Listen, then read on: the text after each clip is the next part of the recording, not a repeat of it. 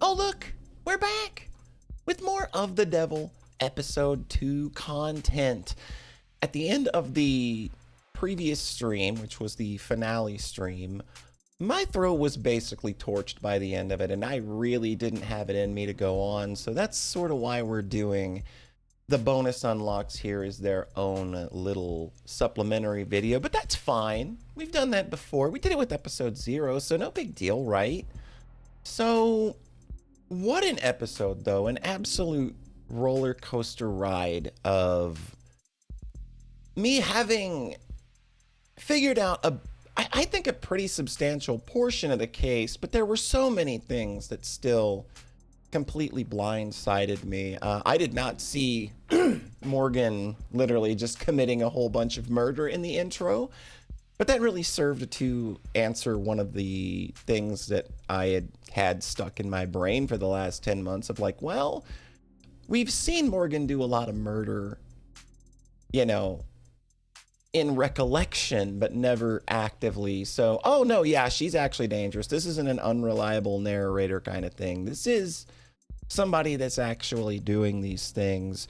The peaks that we're getting into Morgan's backstory with the little interstitial scenes that are sort of sprinkled throughout, with the Mystery Club storyline going on there. And then the reveal at the end where the red text wasn't Morgan. That was a nice, that was a sick little reveal in and of itself. But overall, just an amazing episode. I had such a blast. Everything is just still so amazingly on point with this series that I could not be happier. The presentation, even wilder. They just keep getting better at presenting these things in visual novel format. There's so much like little classy cutaways and the environments are just getting better and better. It's just a gorgeous game to look at. And even if you go back and look at episode 1, there's just such a leap in the presentation and the timing and the transitions. It's so clean. So goddamn clean. But yeah. So we're going to go ahead and start looking at the supplementary bonus material that unlocked with us completing the game. I guess first would be the keychain that we got for finishing the game on High Roller. And it's a Sarah on the clock. Oh my god, look at her. She is so cute. Oh my god. Unbelievably cute. Unbelievably cute. I'm gonna keep her as my phone charm for the rest of the video. Despite the fact that I probably won't be looking at my phone much or anything during this video. But you can wishlist episode 3 now, and everybody should go do that. Now we have episode 2 bonus scenarios. Looks like we got 2 pages of them. All right, so survey household.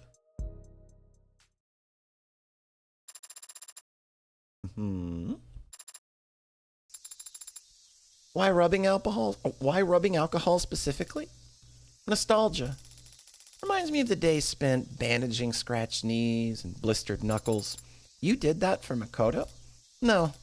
Some other boy who was always overexerting himself. I like the smell of blood for the same reason. Oh.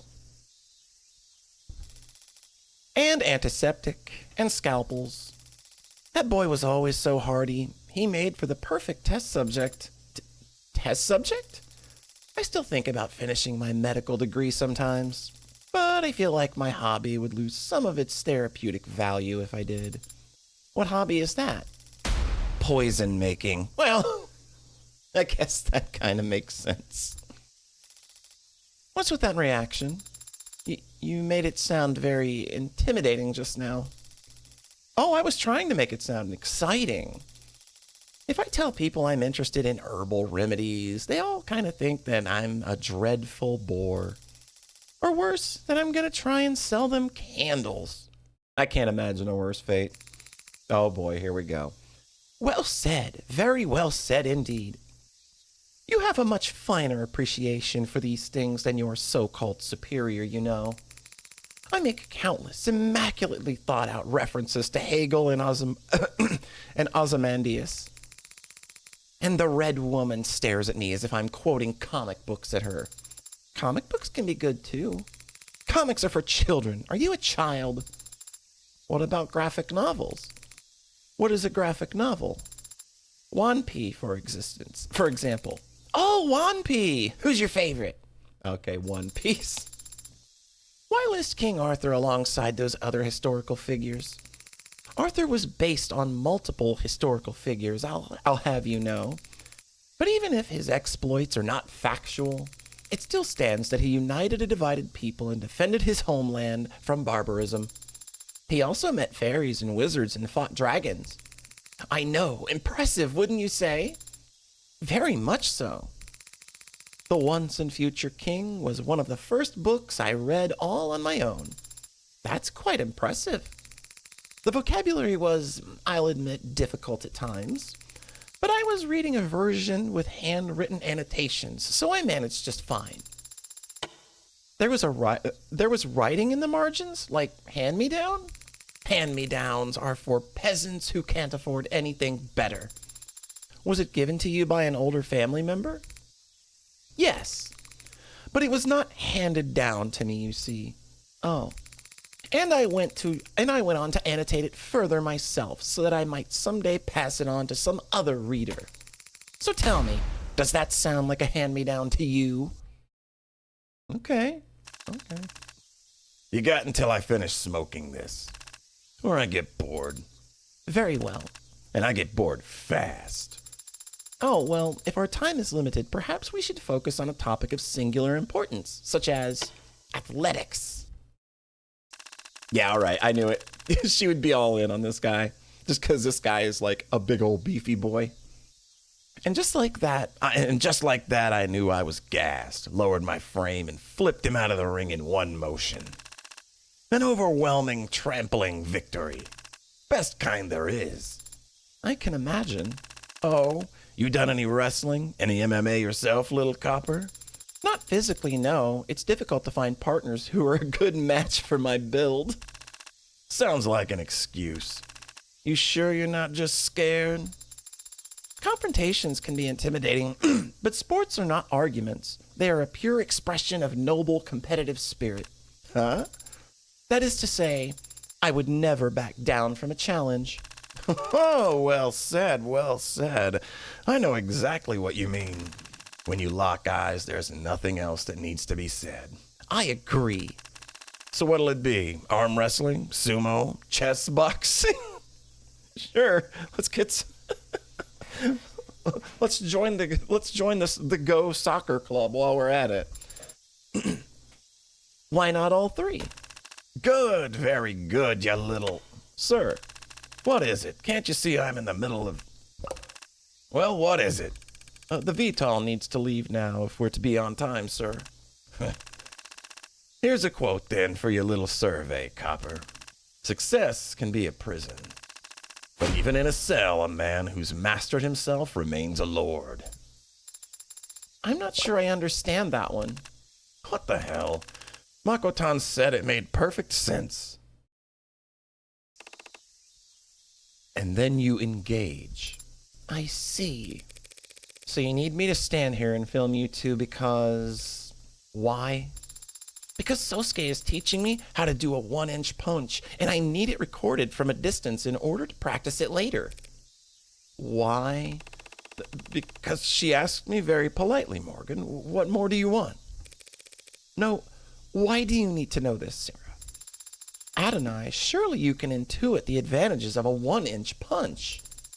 Because there's no wind-up. You can execute it without telegraphing your move to your opponent. And deliver maximum force to a critical weak point, even in the tightest of close quarters combat. Not to mention, if the opponent has triggered any loser flags, your damage will double for each of them. What Sarah means is that an opponent who's overconfident is likely to leave themselves open at a vital moment, Morgan. And that's not incorrect. Right. Well, I don't know anything about close quarters combat or loser flags, but I do understand basic physics. Adonai? And so I can state this much with complete and utter certainty. You two are idiots. Hey. Oh no. When performed by the same person. Hey! All else being equal, stop! A 1-inch punch will never be more effective than just throwing a normal one. That can't be true. Why would you? Am I wrong? You didn't have to say it like that. There was no need for you to say it like that. Not in red. How am I the bad guy here? The fact that you can even say that is... It's not like any rules about human martial arts apply to androids in the first place, right? That is true. See? Perfect Ukemi. Fantastic. I was hoping that there would be some Sarah Sosuke bonus material, because those two and their interactions throughout the game, especially her just fawning over him as much as she does, is so unbelievably cute. Survey workplace. Okay, we're gonna do the Blue Bloods now. Throwing out flowers. It always depresses me, actually, putting them in the bin. So they end up just withering around my place. I might have some kind of record for number of flowers killed at this point. Why do you buy so many flowers? I don't buy them. I get sent them, and chocolates, and wine, and lockets of hair. Sometimes all mixed together. How these people even know where to... Mama? What? You give anybody my address? The hell kind of question is that? How do they get my address then? Maybe if you stop putting your personal contacts on your business cards, you wouldn't be so easy to find. So now if a woman's friendly, she deserves to get stalked. Not very forward of you, Mama. Forward? You think I don't know about forward? You brats don't know shit about political correctness. When I was your age, we'd list... She's gonna go on for a while if you need to save battery or data or whatever. So this is where you previously worked? Yeah, I was what they call a #1 gal. And that involved people buying you lots of drinks, selling dreams. That sounds like a very nice way to make a living. Oh, poor innocent Sarah. Nah, it's pretty mean. What are you doing here anyway? Gloating? If you're not gonna come back, don't lounge around. Your old fans will get the wrong idea. Come on, Mama, I'm just sitting here. And a crowd's already gathering. My bad. Would you ever consider making a return? Nah, I didn't hate it. Don't feel ashamed of it or the people I met doing it. Even if some of them are nagging grumps, keep it up and I'm getting you a mop. But I want to be moving up, you know? Always up. And the only places up from here are those cloud palaces where the courtesans lounge on golden couches and get fed grapes or whatever. Big gap from here to up there, and there's no footholds. Either you make it all the way or you fall. Need a little more security in my income than that. Plus, working in security, I get paid to punch the teeth out of handsy assholes. Not even the most powerful courtesan in the city gets to enjoy that feeling. Without getting into more detail than you'd be comfortable with, how high is Mrs. Kim on the organization's leadership? Pretty high. But she also works here as a manager. So does she need to? We're not as rich as the Icaria or insane as the Rust. We all gotta work if we want to eat, leadership included.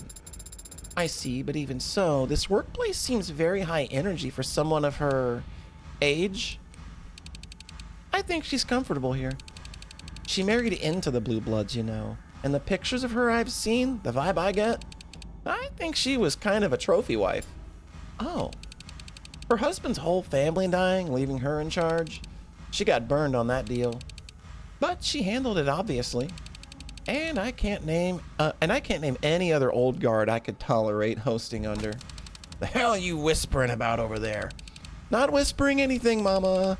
Your hearing's just gone to shit. He's my brother-in-law's illegitimate son. Had his mistress give birth at the manor. Guess he was afraid if she went to the hospital, the paparazzi might notice. Of course, as it turned out, that was the least of our worries that night. Could pass a message to him if you'd like. The hell would I even say? We're already dangling literally all the money we can in front of him, and he's not taking the bait. I didn't mean another offer. I thought you might want to pass on a more personal sentiment. Fat chance. We didn't share any blood. We've never met. And if the fox asked him to kill me, he wouldn't blink. I think that Sosuke would blink. Give it up. Sosuke and I aren't family, little girl. But if you wanted to be family... forget this shit. I got a job to get back to. If I look away for 5 seconds, all the talent around here devolves back into high school drama addicts. She took my locker. He stole my deodorant. No one can deny your work ethic, Mrs. Kim. Thanks, I know. But you still gotta pay for a full hour's worth of that booth. Would Adonai be upset if I put it under her name?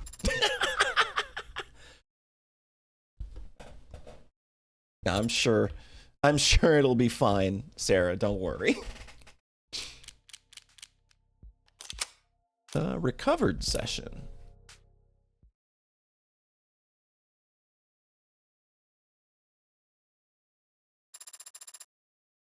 Session 13. All right, it's recording. Tanks, do you have to record this? If I don't record it, Creek will ask me for notes when he doesn't remember any of it next week. Guilty as charged. Do you have to video record it? It's fine, Miller. Also, I don't know how to do it, so it's just audio. What's up, Trey? Eyes bothering you again? Huh? Or are they flickering? Nah, but you're staring a hole in the wall. Oh, I was just thinking, like, are we cyberpunk? I think we qualify, yeah, but we can go get you some felonies if you're feeling... No, I mean, like, culturally. Is this cyberpunk? What do you mean? Just dice and paper? Easy entertainment that can't be bugged or tracked. Are they playing D&D? Perfect way to fight Big Brother, don't you think? Yeah, but we could do cards or something, too. You think play and go fish is cyberpunk? Well, no, but like a tabletop RPG? That's what you're on about? I'll be real. You sound dumb as shit right now, man. Huh? There's literally nothing more cyberpunk than a tabletop RPG. I've played Shadowrun. Maybe they're playing Shadowrun. He's got a point. Learn your history, Trey. Now pay attention. As you approach the town's walls, swords clanging against shields ring out. Voices rise and arrows are loosed. You've stumbled upon the closing acts of a fierce battle, and it's clear the players intend to let it play out its natural conclusion. Up on the parapets, a stern-horned woman, her long, proud hair slicked with the same blood that drips down her brow, spots you. Her eyes go wide. She doesn't seem pleased to see you. She thinks we're like enemy reinforcements? We kinda are. We got a charter from the dukedom to protect its people, and the Horn guys are all foreigners. Can't we ignore that? If I break an oath, my build is screwed. Oh no. Is Miller a paladin? I've played with a couple of paladins in my day, and there were definitely moments where it's just like, well, you're screwed if you do this thing with us. Oh, I have telekinesis, right? You gonna toss her off the wall? What? No, talk to her. What's the spell? You have telepathy talent, if that's what you're asking. Right, okay, I'll use telepathy. Roll the dice. I got a 14. Okay. Skimming the surface of her mind, you see visions of allies cut down and civilians fired upon. Her skull is teeming with rage and despair at this brazen defilement of the rules of war. Oh shit, it's a Hornling village, and she's under attack. Tough luck, you've got an oath. Yeah, but if I ignore the plight of the innocent, my build is screwed. Paladins have it rough. Well, can we get inside? The woman is injured, but not beaten. Within a few paces of her lies a lever that opens the gate. She eyes you and readjusts her grip on her club. She is seriously considering destroying the device to prevent you from entering. Can she hear me? Yeah? Okay, I use persuasion, we cool, lady? 19. Every time. How do I even... Taken aback by your earnest appeal, she spots a glimmer of hope in your arrival, and betting on that hope, she throws open the gates for you. Creep, do you have a different dice than the rest of us? What did we come here for again? Oh, just glazing right past that. Dude's yeah. Creek's the kind of guy that would use loaded die. Why not? Rumors of a powerful necromantic tome in the area drew you towards the supposed final resting place of Elsbeth the Never-Dying. Okay, persuasion. I asked the lady where Elsbeth's tomb is. 20. That's not even... While she is at first taken aback by your abrupt change of topic, your, clever wording subtly hints the idea that Elsbeth Crypt might have a weapon powerful enough to drive off her village's raiders for good. The elders used to frighten us with tales of Elsbeth's might to get us to behave.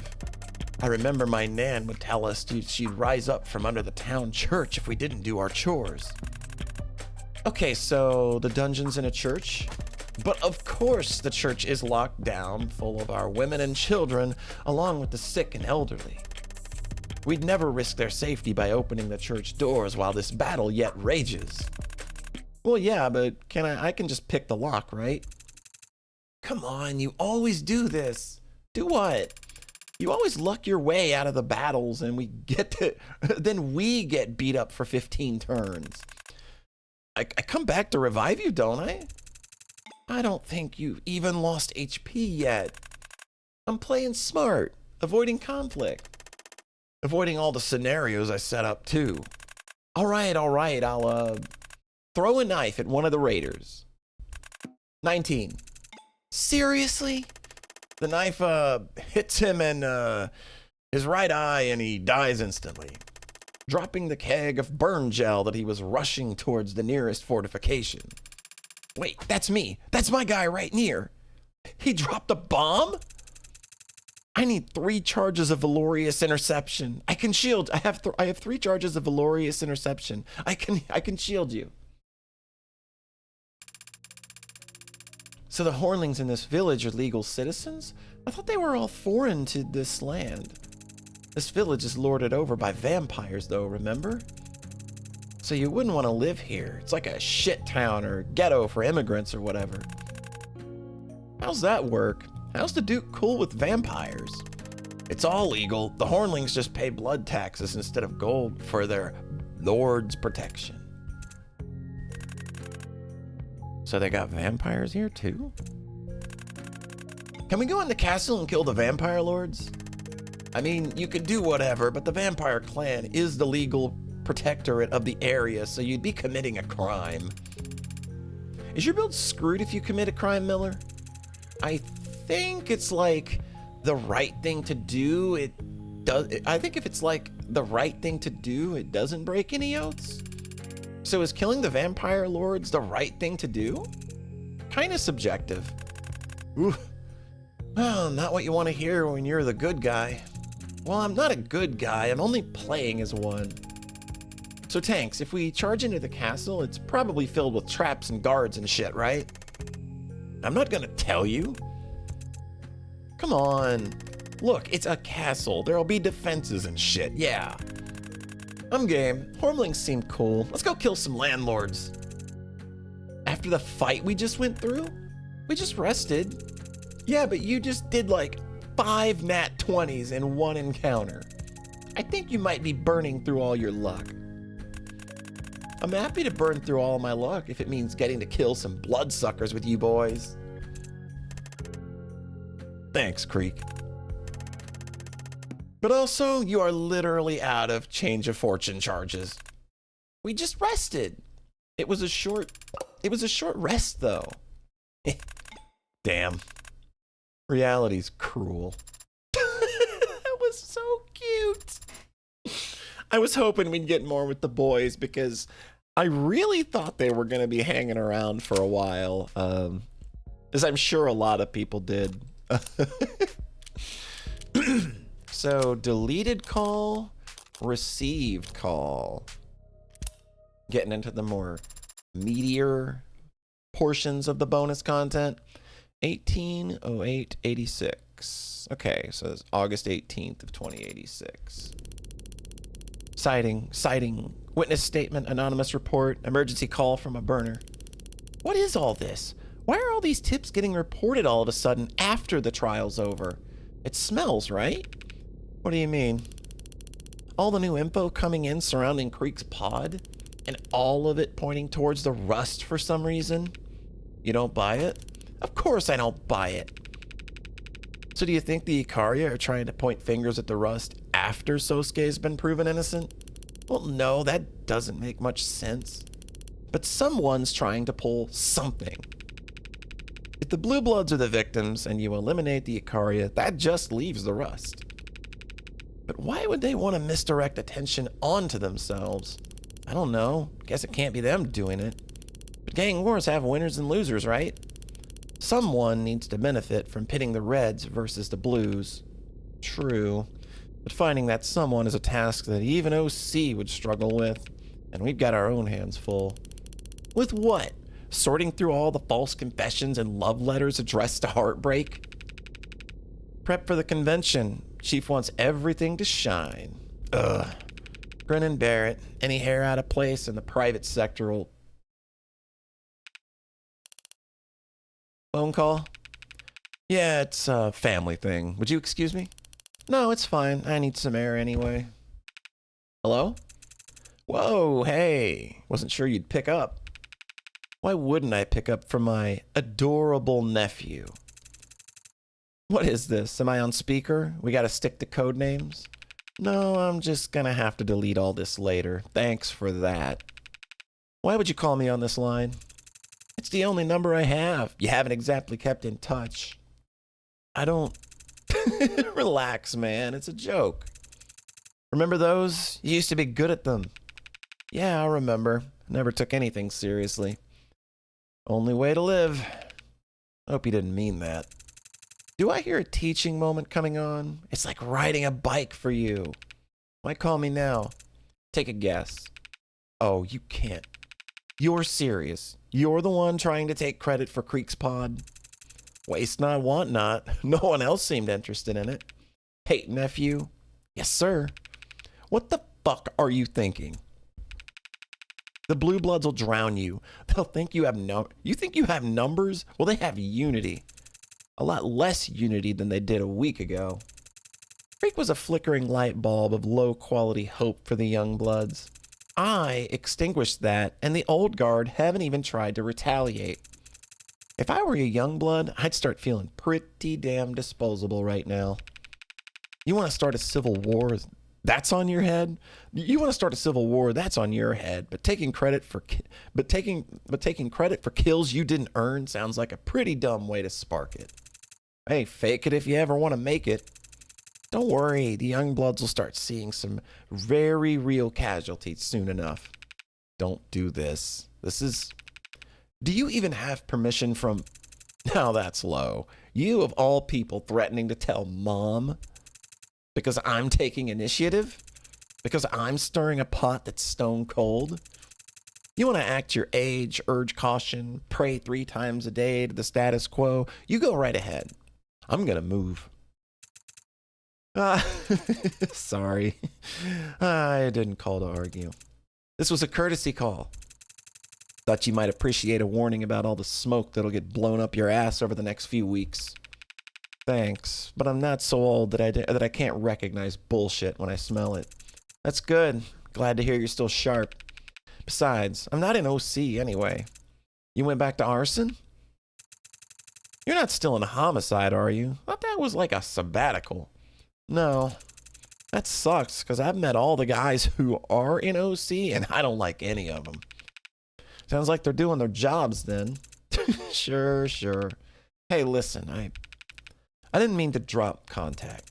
Aw, don't worry about it. You picked up when I called. That's all anyone can ever do, right? Bare minimum. Yeah, well, not like I can invite you over for dinner. I guess not. Don't do anything that'll get you killed. Damn, you're full of good advice today. Got the fortune cookies afraid for their job security. I mean it. Don't do anything that'll get you killed. There it is, the double emphasis. What you used to always say, redundancy, right? I remember. Believe it or not, I took every lesson to heart. Okay. That's interesting. I mean, just from this episode, we know that London is a connected guy, but I'm not sure what any of that could have meant. Which I'm sure is the point. But, kind of giving us a better idea of just how in the shits that London is. Received call. Rockford? Uh-huh. Okay. Hey. No, I'm glad you called. I could use some decompression. Well, I just had a loss. But don't tell anyone I called it that. Thanks. It'd be the death of me if it ever got out. Yeah, no, I read the story. Well, what I could. It was kind of hard to read anything in between the editorializing. Right. If it gets out, if it gets your resources, who cares? I don't know at this point. If I can be conspiratorial for a second, I'm not sure they want Heartbreak caught. But that's going a bit far. It's more like, so long as Heartbreak's out there, they want to take advantage of the moment. People are scared because of Heartbreak. The state thrives on fear.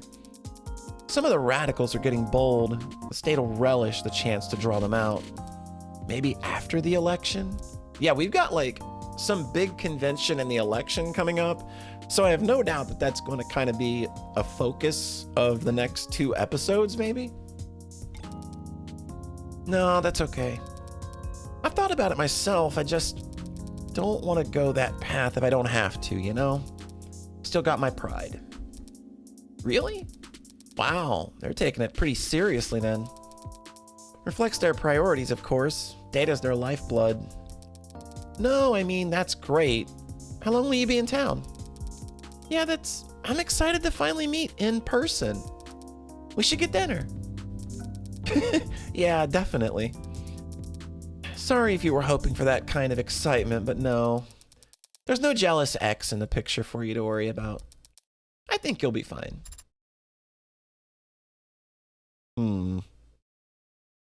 Okay. So, that leaves the brain with a lot of stuff to chew on for sure.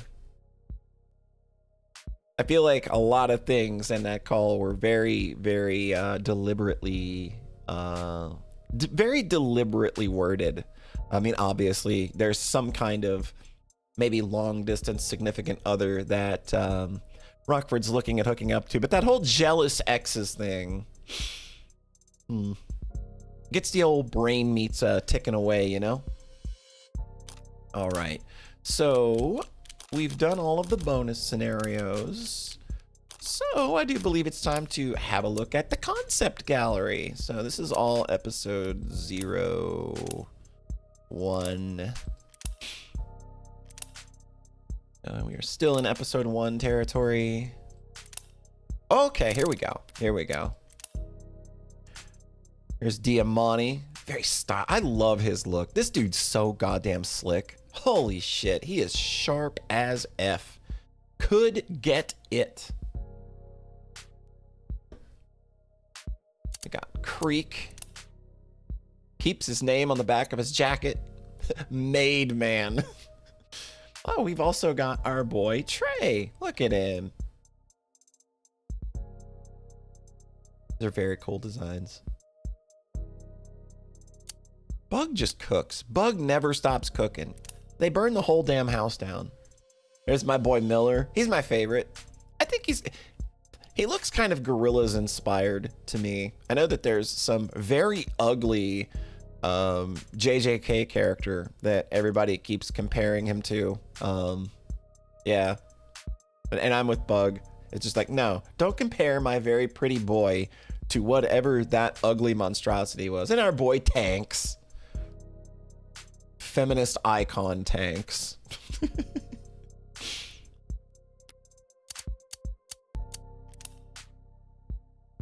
Creek's office and torture room. Again, like the environments are just taking such a huge step up. Like I really, really love how this game's like each volume seems to just kind of be improving on everything in some way. Oh, Mireille, my girl. And Makoto. Oh, the little picture. It's so cute. Look at him. You little dork. Oh, he's my favorite little dork. Of course, this is the Ikari Garden and Throne Room. Again, really, really awesome set pieces. I really, really love the garden. This all looks so cool. Oh, Sosuke. The boy. The prettiest boy. Bug posted a thread recently about how they were very angry during the creation of this character and just trying to kind of like get it right. Is he too pretty? Well, we need to ugly him up a bit. No, he's not pretty enough now. It was a lot of fun stuff. You should all just follow Evil Little Bug on Twitter and Blue Sky. Just good stuff there all the time. Just a tattoo. I'm very sure that Sarah was very impressed. This is a very cool shot here. I really like this.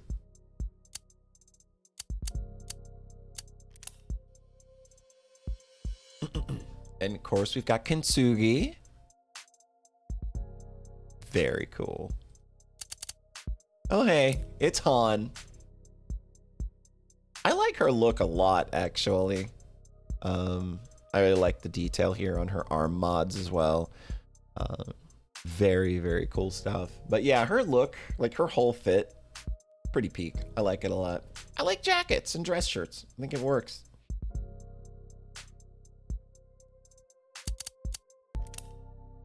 And then we have Officers Tariq Chopin and Huggy Rogers, as he is now known, thanks to my friend a Flatcap, mispronouncing Huey by just sight reading. It's just kind of one of those things where you're reading blindly and like the words just kind of tumble out, and she called him Huggy at first.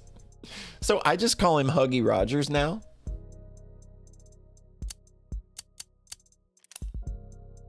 The Host Club.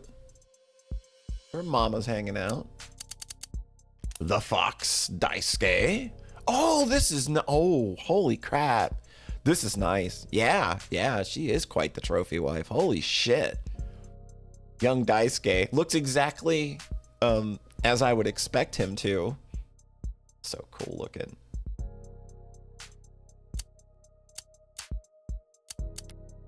And of course, you saved the best for last. Y'all put this on the last page for a reason. You knew it was gonna be the one everyone wanted to see. Oh, we got Schoolgirl Morgan now, and Red Rider Hood, which is kind of like maybe confirming some of my suspicions that she's obviously Red Hood. She is the mythical Red Hood of the slums. I think that this is her backstory. I think that's very much what she is, and that she's been hunting in the lower wards for a long time. There's the no mask. But this fit, I'm not kidding. When this fit first came out, like my jaw literally dropped, and just seeing it without the coat is even more awesome. It's just such a fucking good look for her. Holy shit. God, it's so good. Oh, man. But I do believe that is everything to be unlocked in episode 2. Again, I can't lavish enough praise on this series. It just continues being awesome. I'm so eager for episode 3. You can't even believe it. And I just love how they are so confident in writing themselves into corners and then just bursting out of them in like the most theatric and dramatic and stylish fashion. And you never know how it's going to end. You never know where it's going to go. You may have an idea of what the case is going to be or something like that, because I suspected Huey pretty much most of the game's runtime. It just made sense. It's just I could not put together the why for a long time, and that kind of really comes out right at the end. But everything else around it's just the style with which they are able to write themselves out of what was an amazingly fucked up situation for Morgan. What an amazing character. Just, she is absolutely manipulative and devious in all the right ways that you want her to be. This episode still leaves a lot of questions on the table, and there's so much more meat on the bone left for them to hit in the next 3 episodes. And I said it on our Game of the Year podcast, but this is the thing that I am most excited about in gaming right now. So I need more. I need more. Make more episodes now. But that is going to do it for our trip into Of the Devil Land for now. So thanks for stopping by. I hope you have a nice rest of your whatever, wherever you are, and we will catch you next time. Bye-bye.